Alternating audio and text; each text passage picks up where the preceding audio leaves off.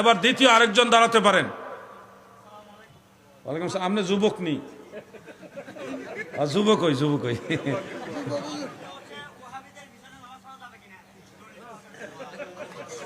উনি গরম বলতেছে, আমার প্রশ্ন হলো ওয়াহাবিদের পিছনে নামাজ পড়া যাবে কিনা, দলিল সহকারে জানতে হবে না।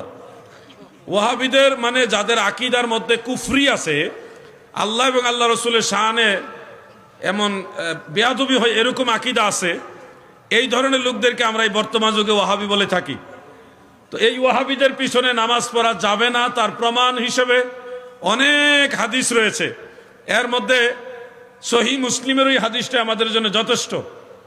নবী করিম সাল্লাল্লাহু আলাইহি ওয়াসাল্লাম তিনি যে বলেছেন, সায়াকুনু ফি আখিরিজ জামানে দাজ্জালুন ওয়া কাযযাবুন, আখিরি জামানে এমন কিছু দাজ্জাল এবং কাযযাব মিথ্যাবাদী বের হবে, তারা তোমাদের কাছে এমন এমন কথা নিয়ে আসবে, বিমা লাম তাসমাউ আনতুম ওয়ালা আবাউকুম, যেই কথা তোমরাও শুনোনি, তোমাদের বাপ দাদাও শুনে নাই।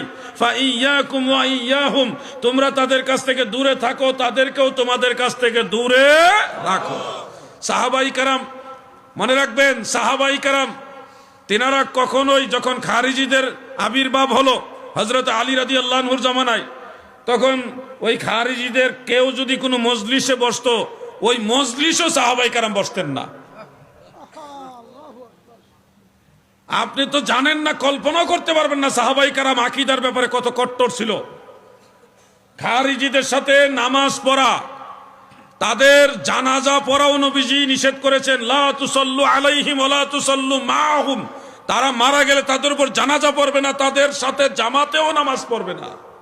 ইমাম আবু বকর ইবনু খাল্লাল রাহমাতুল্লাহ আলাইহির লেখা কিতাবুস সুন্নাহর মধ্যে রিওয়ায়াতটা উল্লেখ, হযরত আব্দুল্লাহ ইবনে মাসউদ রাদিয়াল্লাহু আনহু থেকে, অন্যান্য সাহাবীদের থেকে হাদিস রয়েছে।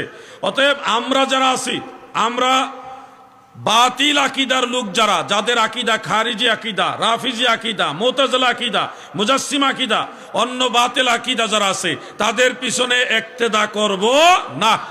যদি কনফিউশনে পড়ি, সন্দেহের মধ্যে থাকি, সেক্ষেত্রে নামাজ পড়ব, কিন্তু জানা 3 দিনের মধ্যে জানতে পারলে ওই নামাজ দোহরাই নেব। কথা বুঝছেন? যদি আপনি নিশ্চিত হন এটা বাতিল আকীদার ইমাম, তাহলে তার পিছনে ইক্তেদা করে কোনো লাভ নাই। নষ্ট ইঞ্জিনের পিছনে বগি লাগাইলে কোনো ফায়দা হবে না। Something is better then nothing. কোনো কিছু না থাকার চেয়ে কিছু থাকা ভালো।